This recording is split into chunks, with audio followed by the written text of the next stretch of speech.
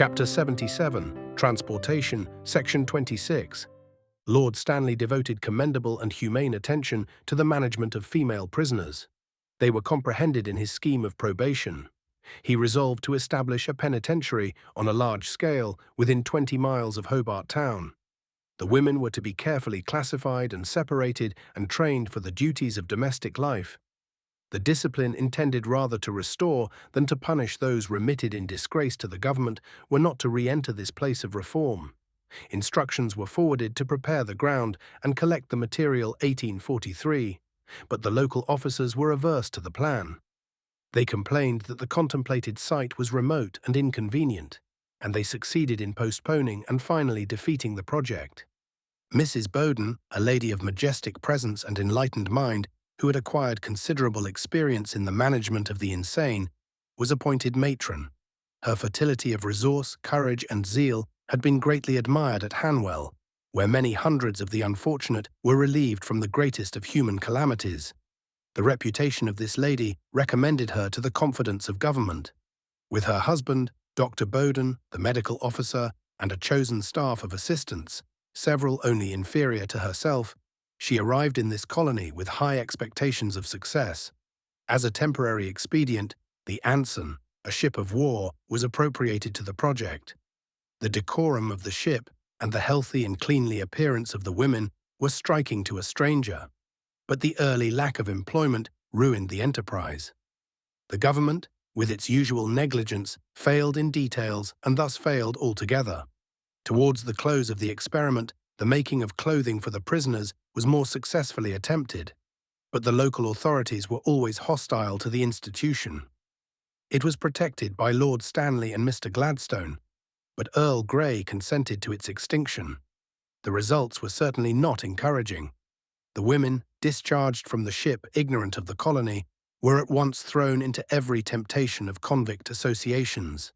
They had been instructed in the principles of religion, reading and needlework, and the fruit of these labors will hereafter perhaps appear.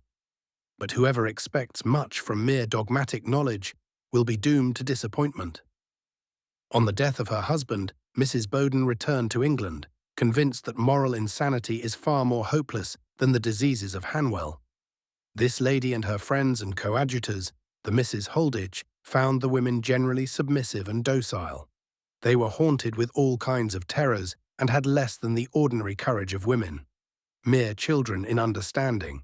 Some, such only in years, but their actual reformation, for the most part, only remained an object of confident expectation, while their true tendencies were repressed.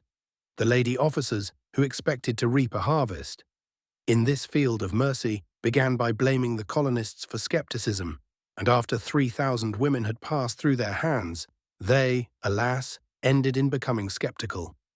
A great number of these prisoners are married.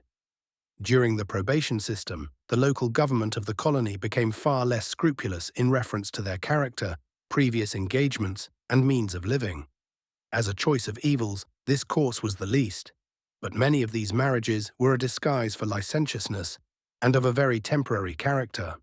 The freed man, united to a convict woman, could not be detained in the colony. Indeed, he was often compelled to leave it, and his wife was not permitted to accompany him. From this cause alone, infinite vice and misery has arisen, and a total disregard of ties so modified by a police regulation, which, while encouraging women to marry, subjects them to lasting desertion. Before the introduction of Lord Stanley's probation system, several pious ladies established a committee of visitation. They entered the factories and cells and conversed with the female prisoners. Official teachers superseded these efforts of private benevolence, and lessons, however excellent in themselves, lost the attraction of spontaneous sympathy and disinterested toil. It is with deep regret these observations are recorded. It is not intended to assume that the reform of female prisoners is impossible. A considerable minority are probably not inferior to the lower classes of poor and uneducated women in the cities or more uncivilized provinces. Reconvictions are not numerous, though, of course, many are deeply implicated with colonial crime.